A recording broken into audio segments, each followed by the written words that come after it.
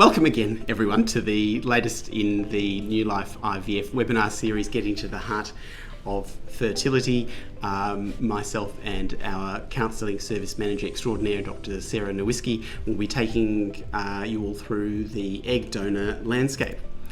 It's important to note that this is actually quite a challenging area to navigate. So New Life IVF is a full service clinic. We have extensive experience in managing donor and surrogacy arrangements, and I'd emphasise it really is a team approach.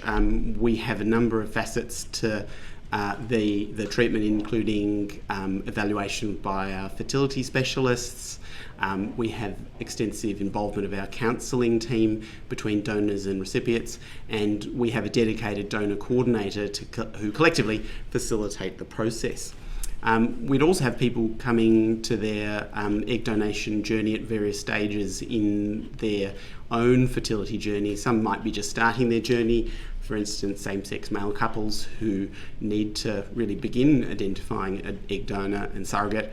And that's very different to patients who may have had extensive IVF and are coming to egg donation after many, many cycles. And today we'll give you a fairly general overview, regardless of where you are in that particular process. So tonight's agenda, we'll start by briefly discussing how to identify an egg donor. We'll go into the rules and the Victorian donor legislation that really does influence what we can and can't do in terms of treatment. The medical workup process, I'll go through that, and the donation process and the medical side of things. And Sarah will also be discussing the resources and the donor outcomes for a donor conception. So this is the $64 million question. How do we find our egg donor? And often this is the hardest part of that journey. Whilst we are open to clinic recruited donors and have facilitated those wishing to donate eggs without a recipient in mind, the reality is this is actually a fairly rare circumstance, and it's simply that the logistics and imposition on individuals to become an egg donor are much greater than, for instance, being a sperm donor. So the reality is there isn't a large supply of clinic recruited donors, and hence the majority of our patients are coming through utilising known donors. And that might be people they know specifically in their friendship or family group, or it may be people who they've sought out specifically to act as egg donors. I'm going to hand over to Sarah now, who's going to take you through the next part of our presentation. Great, thank you, Samir, and thanks for joining us tonight. I'd like to start by discussing some of the strategies in helping recruit an egg donor and helping donors and recipients form connections. So we know that there are a lot of people out there who would love to use a donor to help create a family, and we also know that there are a lot of women out there who would be interested in being a donor but don't necessarily know someone personally to donate to. And so one of the challenges, and something that we try to think about all the time, is to help these people connect with each other. So I'm just going to go through some of the strategies, and you may not feel comfortable trying all these strategies, but just some things to to have in mind. One of the first places people start is through their own social networks. Largely this does rely on you feeling comfortable enough to share with a close network of family and friends that you have been going through fertility treatment, and that it's been suggested that an egg donor might help you in creating your family. So some people, if they feel comfortable, is to share with a really close network of family and friends that they are looking for an egg donor, and step back and see if any offers come forward. This has some advantages of allowing people to consider whether they would be interested in being an egg donor, and to have some time to maybe talk to a partner or research that before they get back to you with making an offer. Some people feel comfortable in starting that process with quite a small number of family and friends and people that you trust and feel comfortable with. And if no offers come forward, then they can reconsider sharing their story with a larger network of family and friends. I found that this strategy has been really successful, and it's often indirect associations with people that you may not have considered that might have been interested in being a donor that sometimes come forward to offer to help out. So circumstances such as, a cousin's best friend, or my sister's hairdresser has always wanted to be an egg donor, has just never known anyone personally to donate to. So surprisingly, a lot of recipients and donors do connect not only through direct associations, but also these indirect and informal networks in their family and friends and acquaintances group. But of course that does rely on, so if people have been a little bit more private in regards to their experiences of fertility and need for an egg donor, I understand the difficulty in sharing that news with others. A really common other alternative strategy that people use to find egg donors is through online forums.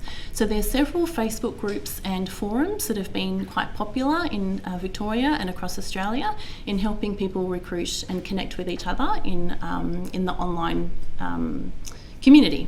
So there's quite a significantly large community in Melbourne in particular of people who've either been egg donors or recipients, or looking to be an egg donor or recipient. And two really popular websites is eggdonorangels.com.au and eggdonorsaustralia.com.au. These forums are really highly regulated, and you have to genuinely be interested in being a recipient or a donor to connect on these forums. And the way that they work is that often you go and you share your story and you connect with each other, and you can begin chatting online and forming connections, and ultimately decide to exchange personal information and contact details, and to become a known donor arrangement in that way. Some of the benefits of connecting on a forum is that you might strike up a conversation with someone that might be interstate or in a different geographical location to you. And some people like connecting to donors who live a bit further away, because it already introduces like a ready-made boundary between donors and recipients, as some people feel a bit more comfortable proceeding with a donor that you have quite clear boundaries and expectations about the relationship that you have, as compared to someone who might be living in a similar suburb to you, or that you might know and see really regularly in your neighbourhood. There's also several Facebook pages that people connect with each other. I'll share with you some resources in a few moments about the types of Facebook pages that we can direct you to. When you're thinking about posting or joining some Facebook pages and forums, they also provide advice about protecting your privacy and identity, and people often share things like their first names and an email address, but also being really respectful of each other's privacy and boundaries. We talk about this in counselling sessions a lot, in helping people prepare for putting details online and connecting with each other in an online manner that's in a safe way.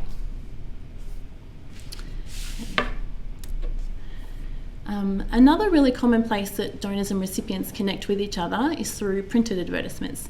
So for a long time, people placed printed advertisements in a publication called Melbourne's Child, which is a commonly accessed free publication that parents pick up, and people would put an advertisement in the classified section of Melbourne's Child that would suggest that they were looking for an egg donor, and they had their contact details, and then the women who were reading that magazine would often reply to the ad, and connections would be made in that way. Advertising through printed media requires approval from the Minister of Health. Ultimately, the advertisement just needs to clarify that you're not offering a financial incentive for the donation. So most places that publish advertisements do require an approval number for the Minister of Health. But once you have that approval number and have written your advertisement, which we can help you with and kind of talk to you about that process as well, then you're able to place that advertisement in any publication that you would like to. So I know some people have placed a printed advertisement in the Herald Sun or the Age. I admire the bravery of this woman in Sydney last week. I saw in the paper she published some flyers and just posted them around her neighbourhood. And I think she used a pseudonym to protect her privacy, but I think that people can be really creative in this area, and I know that people have found donors that have advertised in legal journals, newsletters, their local community, supermarkets, even in terms of the magazines and publications that are printed. So again, this depends a lot on your level of comfort and how open you are in sharing your story with others, and also just being mindful about your privacy when of course you're putting your personal information in advertisements, either online or in printed advertising. So I've just shown some examples here about those two websites I was talking about, Aussie Egg Donor Angels and Egg Donation Australia. They have a lot of support and information, and there's also a lot of blogs that describe their experiences in recruiting an egg donor through these online forums. So I suppose some of these strategies that I've just focused on have been in regards to some local donor programs. So I just wanted to mention the landscape of local and overseas programs. The decision to pursue local or an overseas donor egg program is influenced by such personal factors, including time frames, access to treatment, financial and social and emotional factors. So we know that it's a deeply personal decision, and that people seek treatment either interstate or overseas on different occasions. To give you some context, so for those of you who aren't familiar, some of the main differences between treatment in Victoria versus overseas is that in Victoria, donors must be open identity. So any child born from a donor arrangement must be able to have access to the identity of the donor ultimately when they turn 18. And also in Victoria, we're not allowed to pay anyone to be a donor. Whereas some other countries across the world still offer anonymous egg donors, where the recipient parent or child never has access to the identity of the donor, and that commercial arrangements are still in place, so people can, so the donors are financially reimbursed. If you're considering an overseas donor program, it's highly recommended that you seek legal advice about the legislation of the destination country that you're seeking treatment in, and also counselling support. So we found that a lot of people who travel overseas are often lacking in that professional advice in terms of legal and counselling implications. Currently, given the ability to travel overseas for donor treatment has been severely impacted by COVID, and cross-border reproductive care landscape has changed quite significantly. So more and more people are looking to find a donor locally as compared to overseas. Some people have also experienced difficulty where they have pursued or began to pursue an arrangement overseas, and they may have eggs or sperm or embryos in overseas clinics that they're trying to import to Australia because they haven't been able to have exemptions for travel. Any material that enters into Victoria must also meet the Victorian laws, and I'll talk about that in a moment. But unfortunately, people have had a lot of difficulty in importing donor eggs and embryos created from donor eggs into Victoria because they were created in a commercial or anonymous arrangement. So it's been incredibly challenging for many people who had their fertility treatment planned.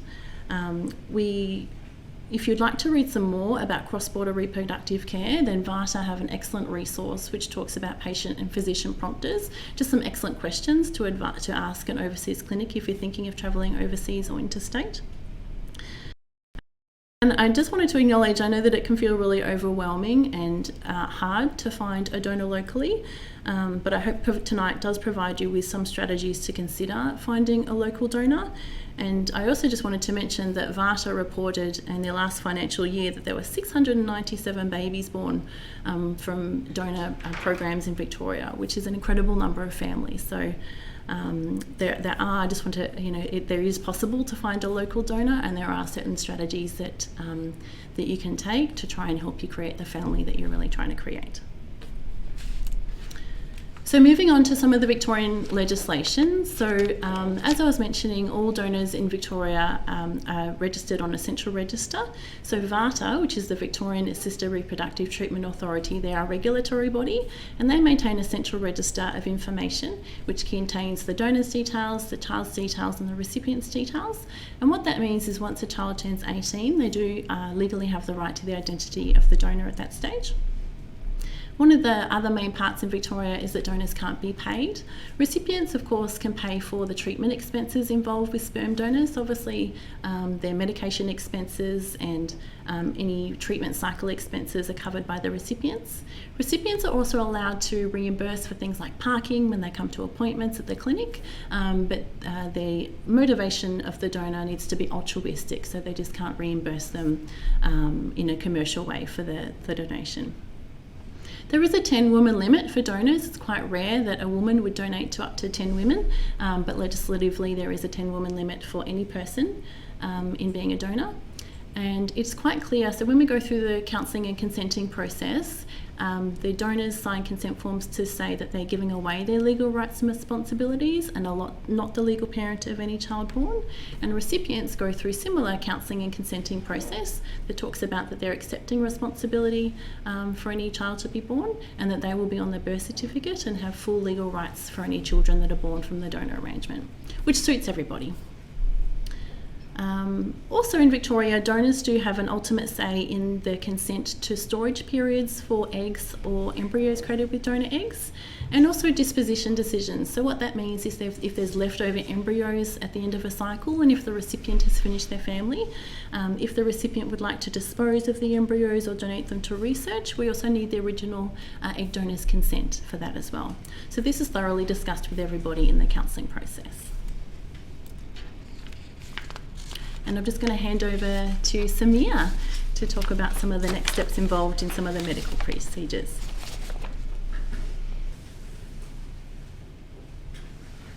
Just before I get underway talking about the medical aspects of egg donation, I'll remind everyone to please send in questions via the question box if you're on the Vimeo app on your phone, or in the chat box on your computer, or we can actually also receive questions via our email, newlife@newlifeivf.com.au.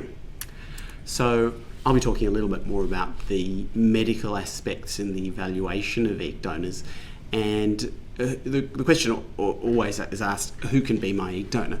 Well, the broadest criteria are those medical criteria, that they have to be healthy themselves, ideally free of major medical problems, and certainly best to be free of any genetically or hereditary problems.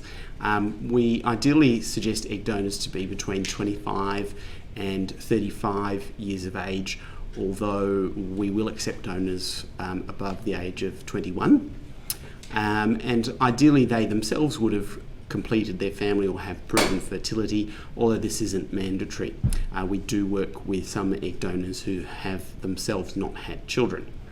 And then there are some psychosocial criteria. So we need to make an assessment of maturity, and as Sarah mentioned, that donation needs to be altruistic and well informed. And that's informed consent is part of our donor counselling process. In terms of the medical workup for donors, obviously they need to book in to see one of our fertility specialists, and broadly what we're looking at is their general gynecological health, as well as more specifically their ovarian reserve testing. And partly that's because if you're embarking on this process using a donor, we want to be reasonably certain that during the process they have the ability to produce a reasonable number of eggs, given the cost and logistics of going through the process. We then do a number of tests that are designed to reduce the passage of genetic disease to offspring, and we'll talk about these in a little bit more detail as well. And the final set of tests are those to reduce the likelihood of the passage of infectious disease. And so we do have infectious disease screening and quarantine requirements. So coming on to the genetic testing, we have mandatory karyotype or chromosome testing for all donors, as well as reproductive carrier screening. Now, reproductive carrier screening is performed in the knowledge that all of us, even up to 70% of us, carry genes for recessive conditions that can be passed on to children. And whilst many of those conditions are rare individually, it does mean that screening reduces the chances of having an affected child. And that screening process can be performed via either blood tests or saliva testing. And if the donor themselves is a carrier of a genetic condition, the reproductive partner is tested to determine their risk of also carrying that particular genetic disorder, and therefore for kids also being affected. Now, if one partner is a carrier and the other's clear, actually that donor is fine to move forward and use. The standard screening that has traditionally been offered is for the three most common inherited conditions in our population, being cystic fibrosis, Fragile X syndrome, and spinal muscular atrophy. And as you can see in the table, CF is actually a fairly common carrier condition. 1 in 25 people carry that in our population, and that would result in a 1 in 2,500 chance of a baby being affected. And similar with spinal muscular atrophy, that's actually fairly common, 1 in 40 people.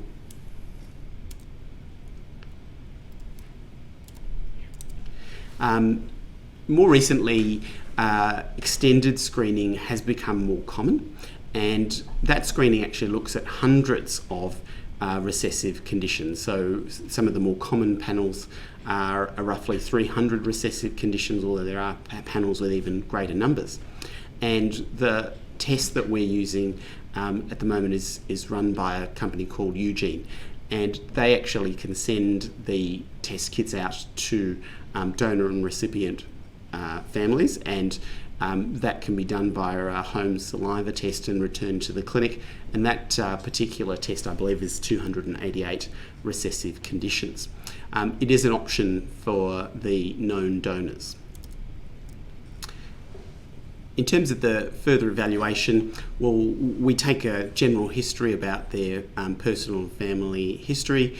We determine their suitability to act as a donor through medical tests, and the two most important, or three most important, are the AMH test of ovarian reserve, along with the pelvic ultrasound, to looking at their follicle count, which is another measure of ovarian reserve, as well as that infectious diseases screening.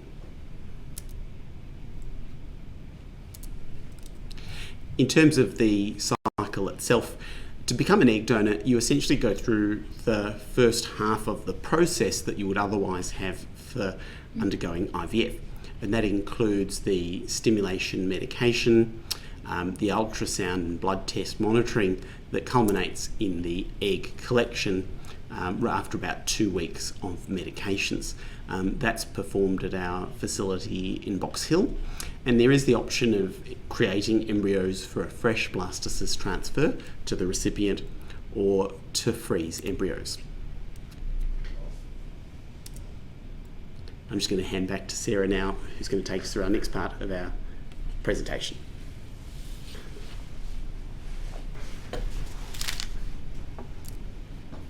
Thanks, Samir. I'm just going to move on to talking about some outcomes and some resources available to assist you when you're thinking about going down the egg donor pathway. So first of all, there's been so many families created through egg donor programs. There have been studies all over the world that have looked at outcomes for children born into families that have been created through egg donation versus families that weren't created through egg donation.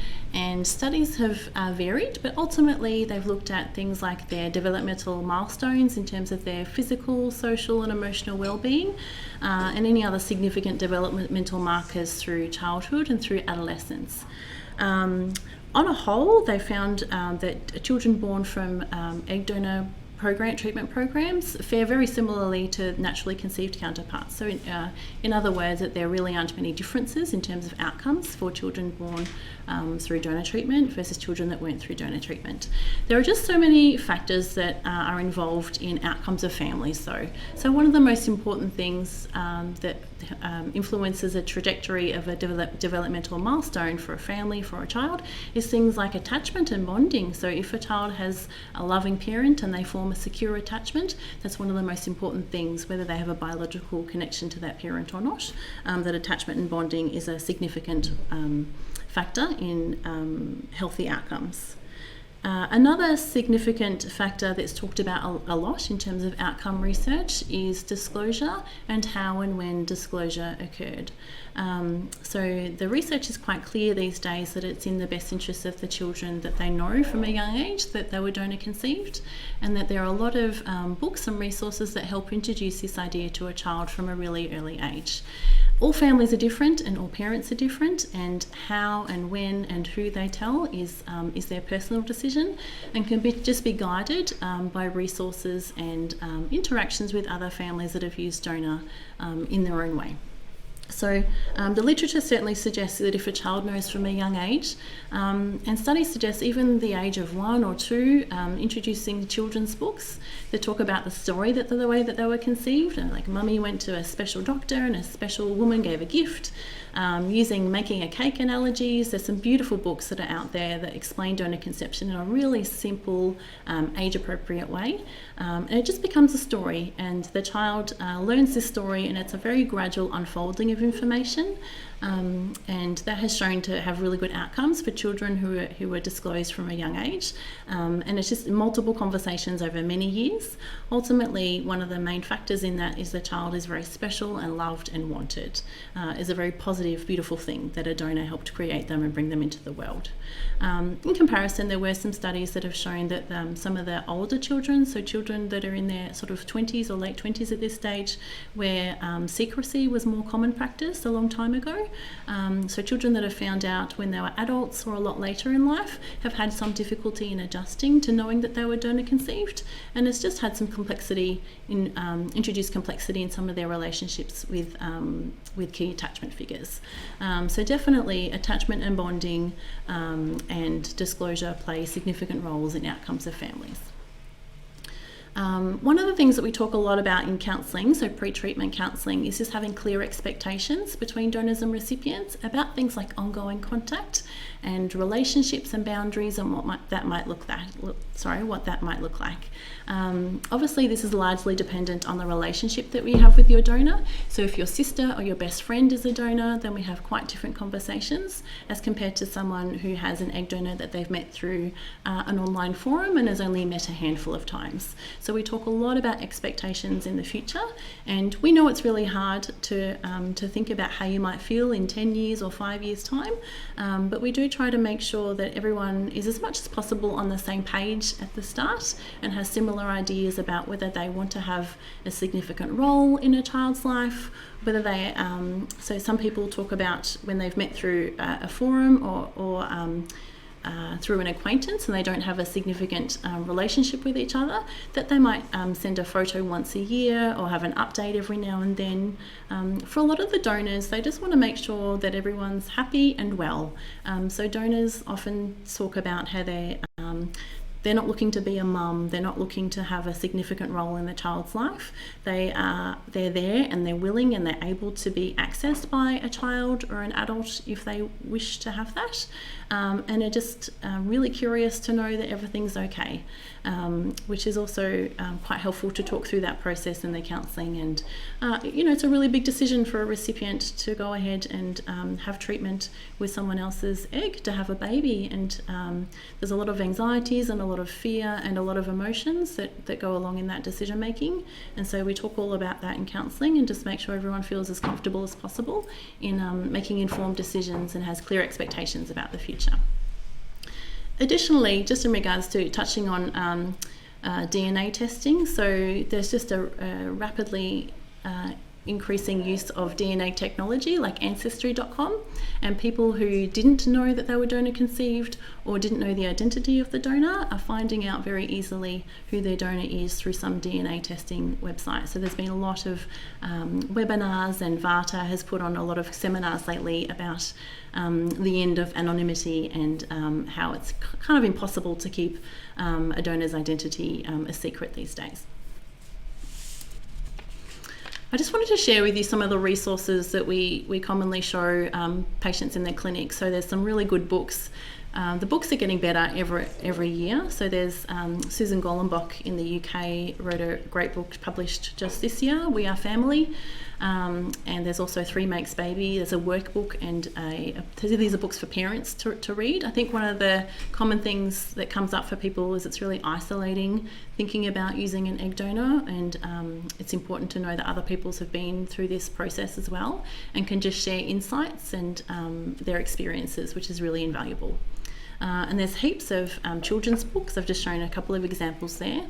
The Donor Conception Network is a UK-based service. However, they have really good blogs and resources available. I just highly recommend their website.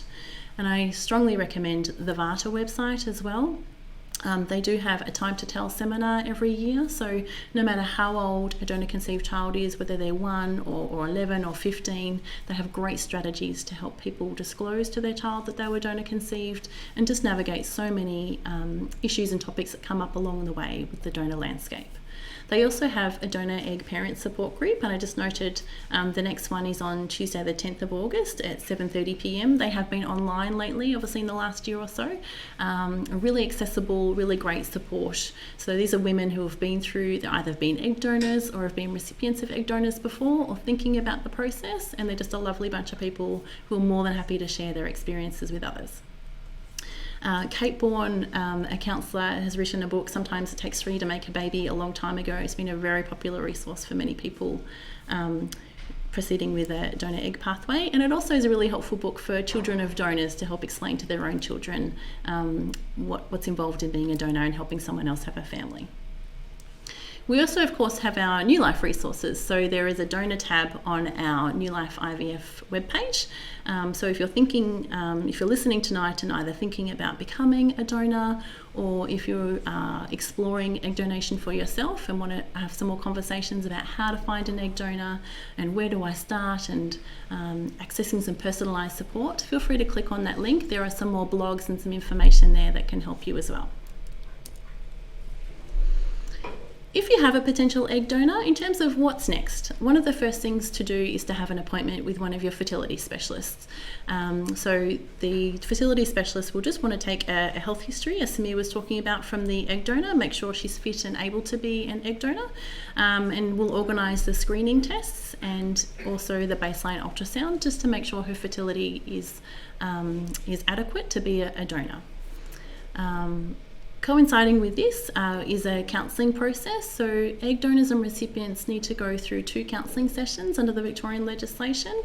And we talk about the legislation, some of the social and emotional issues, resources, and also start to fill out the consent forms, which explains everyone's rights and responsibilities, and just making sure everyone has had enough time to process and ask as many questions as possible as well. Once you finish the counselling and consenting process, then we organise some nursing appointments and finance appointments for the recipient as well.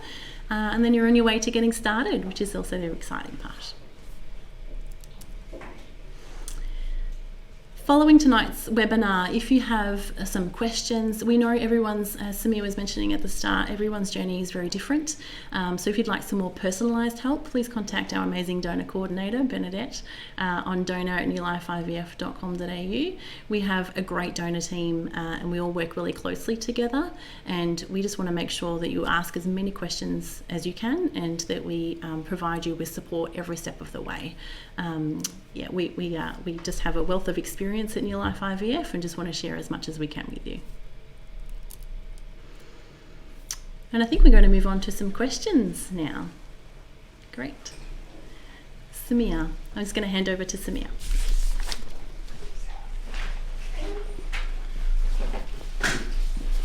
Alrighty. So one of the questions that was asked was access to these slides from this presentation. This presentation will be up on YouTube and Vimeo for review shortly, as soon as it's processed and posted.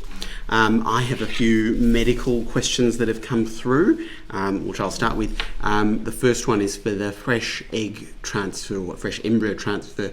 How immediate does this have to be? Is that right after or in a few days? By fresh we mean we would inseminate, that is mix sperm and eggs immediately after the egg collection.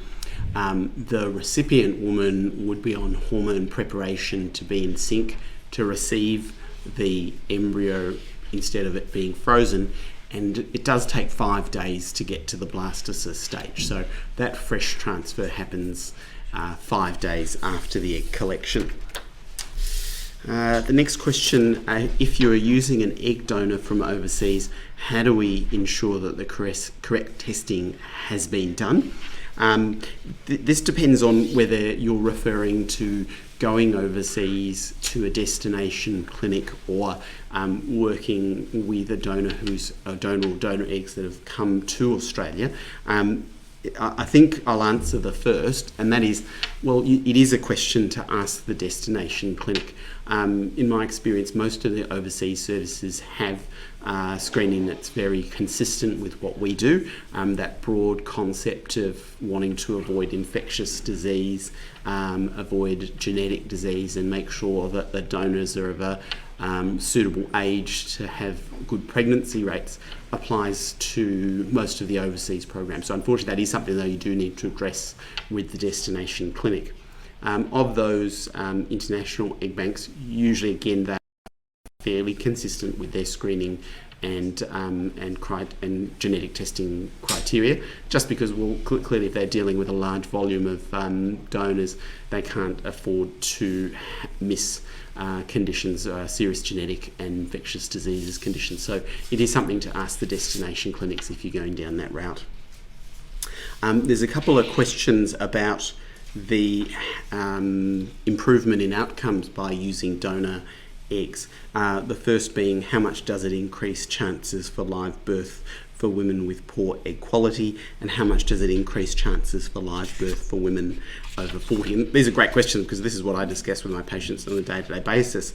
The good thing is that for those whose main issue is the production of eggs, as soon as you move on to a donor, the pregnancy rates and the pregnancy outcomes are roughly that of the age of the donor.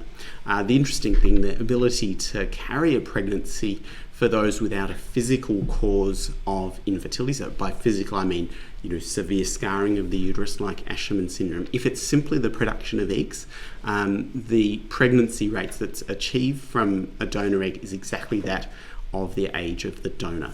And for those wanting to explore that in more numerical sense, I direct you to the Your IVF Success website. And again, you can just find that on Google, and it's a website that's just been launched, taking our federal regulators' data, so ANZAR data, and you can actually punch in the ages of the egg and sperm providers to tailor or look at what that pregnancy rate might be for yourself.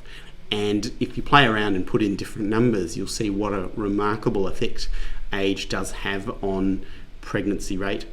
And as well, that if you move to a donor in that age group that we've suggested of 25 to 35, the pregnancy rates are remarkably better than for those above the age of 40. This does dovetail into the next couple of questions, which is how old is too old to be an egg donor? And the second is, my sister is 42 and I'm 44. Could she be my egg donor? So in general, it's not a yes-no answer about who can be your donor. For some people, it does mean using donors outside of that 25 to 35 age group. But the downside there is just the pregnancy rates that will be achieved from a cycle of treatment are that much lower. And again, going on to the Your IVF Success website and actually putting in those numbers makes it really very apparent that you'd be better off using a younger donor, although we would work with individuals and the donors that they have available to try and maximise their pregnancy rates and outcome. I might just hand over to Sarah for a few more questions.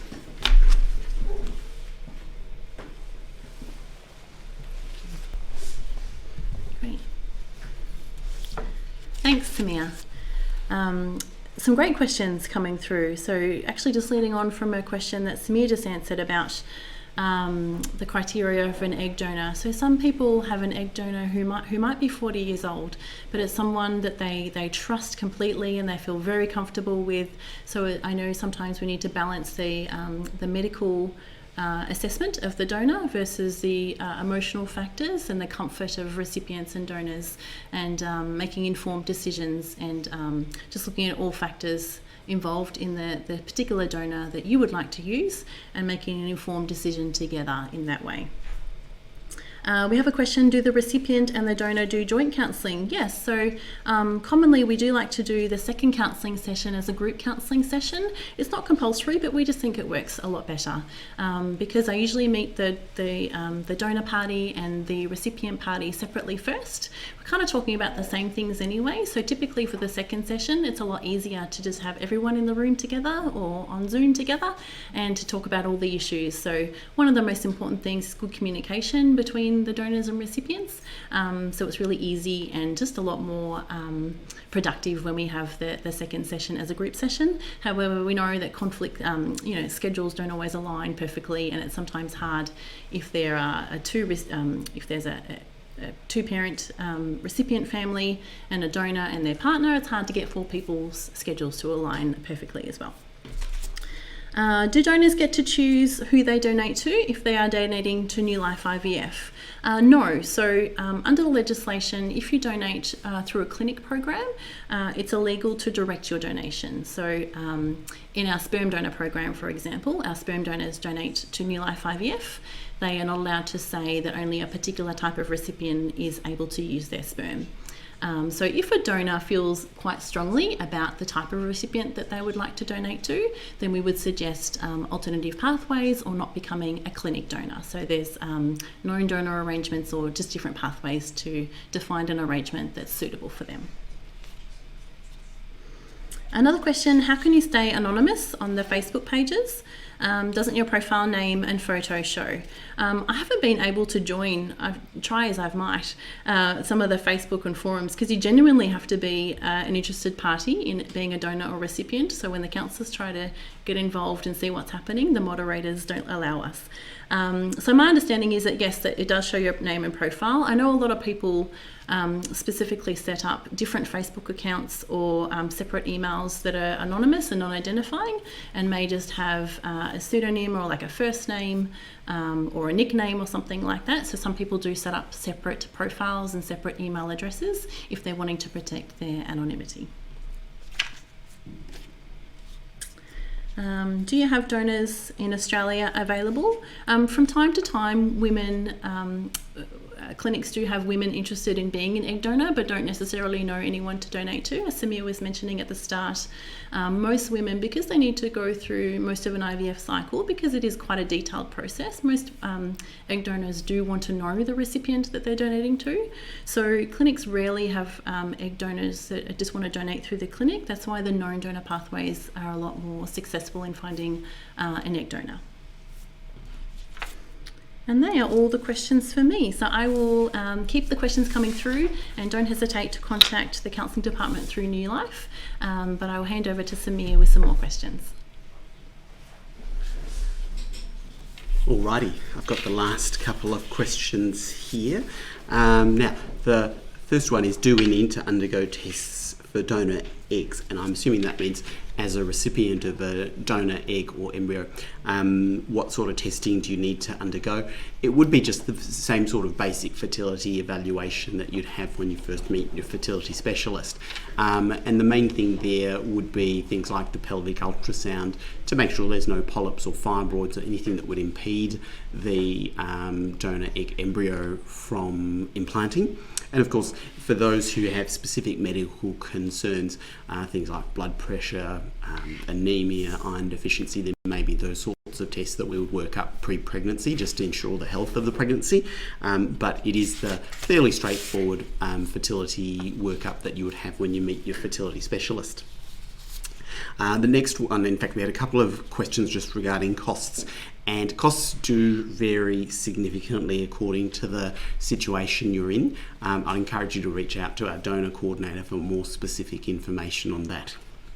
Okay, the final one I've got is just about working with donor egg banks. and whether we have a relationship with a donor egg bank. Now, we haven't chosen to have a specific relationship with an egg bank in the way that we do have a relationship with the European Sperm Bank, although we have fielded inquiries from individuals who they themselves have approached overseas donor egg banks. And we are willing to work with those egg banks that are able to fulfil Victorian law in that the donation must be altruistic, and the donors have undergone the same sort of screening that we would recommend. But that is on a case-by-case basis. It does involve that application process for importing gametes, and in general, those overseas egg banks are very expensive. So it's not something that we encounter commonly, but for those individuals who are embarking on that journey, we'd be happy to have a discussion regarding how that might look. That brings us to the end of our questions, and thanks everyone for joining us tonight. This webinar will be available in a few days on our YouTube channel, which is youtube.com/c/New Life IVF, or you can look for New Life IVF on the YouTube search function. If you would like to make an appointment with one of our fertility specialists, please call New Life IVF or visit our website at newlifeivf.com.au. Our next webinar on Tuesday, the 3rd of August, will be about recurrent implantation failure, why this is happening and how do we fix it. So we hope to see you all again on August the 3rd. Thanks for joining us.